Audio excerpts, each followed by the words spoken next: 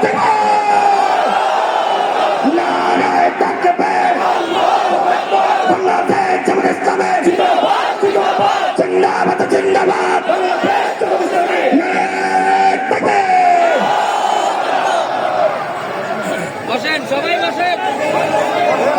আলাইকুম ওয়া রাহমাতুল্লাহ। ইন্নাল হামদুলিল্লাহ ওয়াসসালাতু ওয়াসসালামু আলা রাসূলিল্লাহ আম্মা বা'দ। আউযু বিল্লাহি মিনাশ শাইতানির রাজীম। বিসমিল্লাহির রহমানির রহিম। কাতিলুহুম হাত্তা লা তাকুনু ফিতনাহ ওয়া ইয়াকুনা আদ-দীনু কুল্লুহু লিল্লাহ। সাদাকাল্লাহু মাওলানাল আযীম। আসন্ন নির্বাচনকে সামনে রেখে বিশেষ করে মর্যাদাপূর্ণ আসন ঢাকা 14 আসনের 11 দল সমর্থিত এবং বাংলাদেশ জামাত ইসলামী মনোনীত প্রার্থী বিশিষ্ট আইনজীবী ব্যারিস্টার আহমদ বিন তাসিম আরমান তার সমর্থনে আজকের নির্বাচনী জনসভার সম্মানিত সভাপতি, সভামঞ্চে বসা জামাত ইসলামী সহ 11 দলের সম্মানিত নেতৃবৃন্দ, সম্মানিত এলাকাবাসী ভাই ও বোনেরা, আমি আল্লাহ তাবারক ওয়া তাআলার শুকরিয়া আদায় করছি মানুষের মুক্তির কাফেলায় সংগ্রামে আয়োজনে আল্লাহ তাআলা আমাদেরকে এখনো সামিল রেখেছেন এবং তারই অংশ হিসেবে আজকে এখানে আপনাদের সামনে দাঁড়াবার সুযোগ করে দিয়েছেন। আলহামদুলিল্লাহ। আমি আজকে এখানে দাঁড়িয়েছি সেই সমস্ত মায়েদের কথা বলতে, সেই সমস্ত পিতাদের কথা বলতে, সেই সমস্ত বোনদের কথা বলতে, সেই সমস্ত শিশুদের কথা বলতে, সেই সমস্ত ভাই বোনদের কথা বলতে। গত 15.5 বছর যাদের চোখের কোনায় আমি পানি দেখি নাই, আমি রক্ত দেখেছি। কেউ বুকের সন্তান হারিয়েছেন, কেউ প্রিয়তম স্ত্রীকে হারিয়েছেন, কেউ প্রিয়তম স্বামীকে হারিয়েছেন, কেউ তার ভাইকে হারিয়েছেন, অবশিষ্টরা হারিয়েছে তাদের পিতাকে। তাদের কাছে যখন যেতাম তখন নিজেদের বুক ধরে রাখতে পারতাম না। আজ যার পক্ষে এখানে কথা বলতে দাঁড়িয়েছি আমি বিশ্বাস করি তার স্নেহী মা এখানে উপস্থিত আছেন। মাঝে মাঝে তাদের খোঁজ নেওয়ার জন্য ফোন করতাম, খরা গলায় জিজ্ঞেস করতেন আমার আরমানের কোনো খবর আছে, সে কি বেঁচে আছে। কোনো সময় খবর থাকলে বলতাম কদিন আগে 2-1 মানুষের মুখে শুনেছি তারা দেখেছে সে বেঁচে আছে। কিন্তু শেষের 2.5 বছর বলতাম যে এই 2.5 বছর ধরে আমাদের কাছে কোনো খবর নেই। আলিমুল গায়েব আল্লাহ তাআলার কাছে আছে, সামিউন বাসির আল্লাহ তাআলার কাছে আছে। জিজ্ঞেস করতাম শিশু 2জন কেমন আছে। এত সময় যা বলতেন এখন কেঁদে দিতেন।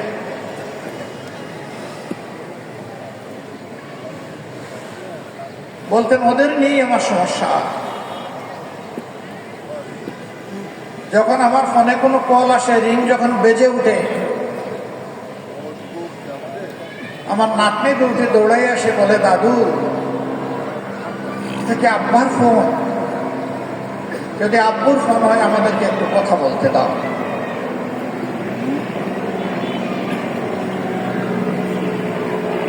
বলতেন এই অবুঝ 2 শিশুকে তখন আর সান্ত্বনা দেওয়ার কোনো ভাষা খুঁজে পেতাম না। নীরবে চোখের পানি ফেলে ফেলে শুধু ওদেরকে চুমু দিতাম, আদর দিতাম। কথা বলতে পারতাম না, মাথায় হাত বুলিয়ে দিতাম। তিনি একজন শহীদের স্ত্রী, সন্তান জীবনে বেঁচে আছে কিনা জানেন না।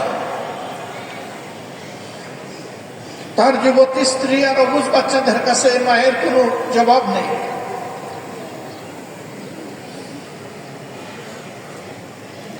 আল্লাহ তাআলা আরমানকে বাঁচিয়ে রেখেছে, রাখে আল্লাহ রেখে। তিনি তার মায়ের বুকে, স্ত্রীর বুকে, সন্তানদের বুকে, প্রিয়জনের বুকে, আপনজনের বুকে, আমাদের বুকে তাকে ফিরিয়ে দিয়েছে। আলহামদুলিল্লাহ।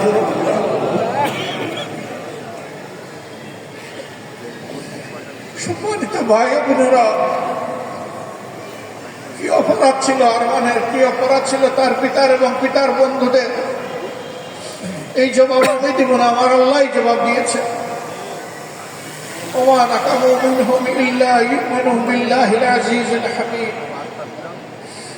এছাড়া তাদের আর কোন অপরাধ ছিল না। তারা বলেছিল আমি আল্লাহর পরিমাণ এনেছি, মহাপরাক্রমশালী, প্রতাপশালী, মর্যাদাবান আল্লাহ ছাড়া কাউকে মানি না। যেহেতু তিনি মহাপরাক্রমশালী, তাই শুধু তারই প্রশংসা করি, এই কথা বলাই তাদের অপরাধ। এই জন্য আমাদের বুক থেকে 11 জন শীর্ষ দায়িত্বশীল নেতাকে ছিনিয়ে নেওয়া হয়েছে, ফাঁসির কাস্টে তাদেরকে ফেলে দেওয়া হয়েছে। তারা কাঁদেননি, তারা জান্নাতি হাসি তুলে নিয়ে ফাঁসির তক্তার উপর দাঁড়িয়েছিলেন, কারণ তারা জানতেন তাদেরকে অন্যায় অপবাদ দিয়ে, মিথ্যা অপবাদ দিয়ে বিচারের নামে চরম অবিচার করে খুন করা হচ্ছে। তারা জানতেন এর বিনিময়ে আল্লাহর জান্নাত, তারা জানতেন এর কারণে আল্লাহর কাছে তারা শহীদ হিসেবে গণ্য হবেন। আরমান যেমন ইউনিক, তার পিতাও তেমন ইউনিক। তিনি এদেশের যুবকদের, যুবতীদের ভাগ্য বদলানোর একজন কারিগর ছিলেন। যে সময় এই পরিস্থিতি সৃষ্টি হয় তখন তিনি আমেরিকায় ছিলেন। তার বন্ধুরা তাকে বলেছে, don't come back to Bangladesh, আপনি বাংলাদেশে আসবেন না। তিনি জানতে চেয়েছেন কেন। তারা বলেছে, দেখেন না আপনার সিনিয়র নেতৃবৃন্দের সাথে কি করা হচ্ছে। তিনি বললেন, আমি যদি না আসি প্রমাণ হবে আমি যে অভিযোগ আমার বিরুদ্ধে আনা হয়েছে আমি সেই অভিযোগে অভিযুক্ত, সেই মহা অপরাধ আমি করেছি। আমার নেতারা সবাই আমার চাইতে সিনিয়র, তারা যদি নির্যাতনের, জুলুমের এই ধকল সামাল দিতে পারেন, আমি মিকার সোনালিবা সামাল দিতে পারবো ইনশাআল্লাহ। আমি সেদিন কাঠ পড়ে দাঁড়িয়ে বলবো আমার বিরুদ্ধে যে অভিযোগ আনা হয়েছে তা 100% মিথ্যা। অনেকে ভয়ে দেশ ছেড়ে পালিয়ে গেছেন, বছরের পর বছর বিদেশে অবস্থান করেছেন। আর আল্লাহর এই বান্দা নিশ্চিত মৃত্যু জেনে বুকের সাহস আর আল্লাহর পর ভরসা নিয়ে তিনি চলে এসেছেন হকের পর দাঁড়িয়ে লিল্লাহি তাকবীর এই আওয়াজ দেওয়ার জন্য। তিনি সেই আওয়াজ দিয়েছেন। গভীরভাবে বিশ্বাস করি আল্লাহ সুবহানাহু ওয়া তাআলা তার এই গোলামকে একজন আবরার গোলাম হিসেবে তার কুলে টেনে নিয়েছে। দোয়া করি সমস্ত হারানো নেতৃবৃন্দকে আল্লাহ তাআলা মাবরুর শহীদের মর্যাদা দান করুন। তাদের প্রত্যেকের কবরের সাথে আল্লাহ তাআলা ঝলমলে জান্নাতের একটা জানালা খুলে দিন, সেখানে বসন্তের বাতাস আল্লাহ প্রবাহিত করে দিন। তার প্রিয় মায়ার মেহমান হিসেবে তাদেরকে আল্লাহ তাআলা কবুল করুন। তাদের প্রতিভূতা রক্তের ঋণ পরিশোধ করার শক্তি আল্লাহ আমাদেরকে দান করুন। সে রক্তের ঋণ তখনই পরিশোধ হবে যে আকাঙ্ক্ষা, যে ইচ্ছা তারা অন্তরে পোষণ করতেন, বাংলাদেশের জমিনটা কোরআনময় হবে। আমরা আল্লাহ তাআলার কাছে তৌফিক চাই, এই সংগ্রাম আমরা যেন চালিয়ে যেতে পারি, এ লড়াই আমরা যেন অব্যাহত রাখতে পারি মুক্তির মঞ্জিলে পৌঁছার আগ পর্যন্ত। আমি সমস্ত শহীদানকে স্মরণ করছি, বিশেষ করে 2006 সালের লগিবইন্টার তাণ্ডবে নিহত 28 অক্টোবরের শহীদ, 2009 সালের পিলখানার শহীদান,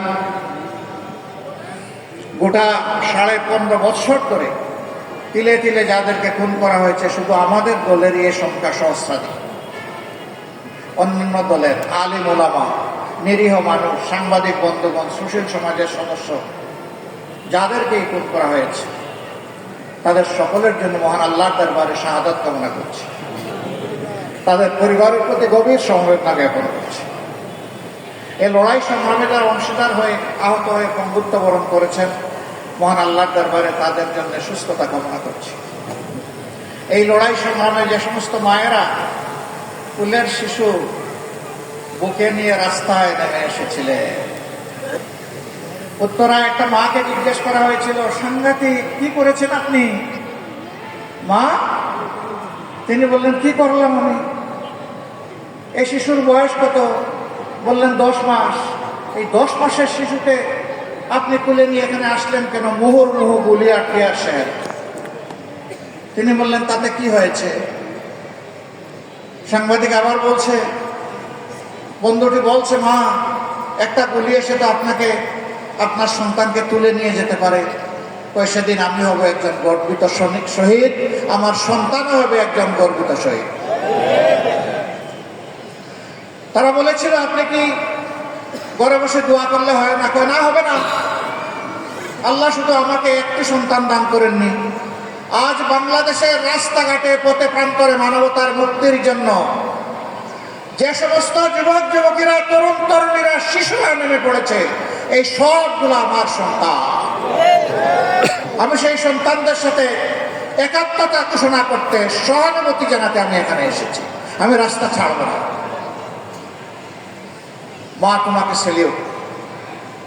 তুমি সত্যিকারের বীরাঙ্গনা। তুমি গুলুকে পরোয়া করো না, নিজের জীবনকে, সন্তানের জীবনকে পরোয়া করো না। ওরকম মারা রাস্তায় নেমেছিলেন বলেই বাতিল পালাতে বাধ্য হয়েছিল। আমাদের ব্যাপারে বলা হয়, জামাতে ইসলামী যদি দেশের ক্ষমতায় যায়, ওনাদের ভাষায়, আমরা ক্ষমতা বলি না, আমরা বলি আল্লাহ যদি দেশের মানুষের সেবা করার সুযোগ দেন, তাহলে মহিলাদেরকে ঘর থেকে বের হতে দেবে না। তো আজকে এই মহিলারা কেমনে আসলেন? আমাদের ঘরে নারীরা নাই, মা নাই, স্ত্রী নাই, জায়া নাই? অবশ্যই আছে। তারা আলহামদুলিল্লাহ অনেকেই উচ্চশিক্ষিতা, অনেকেই পেশাগত দায়িত্ব পালন করছেন, এদেশের সেবামূলক প্রতিষ্ঠানের সাথে সংযুক্ত আছেন।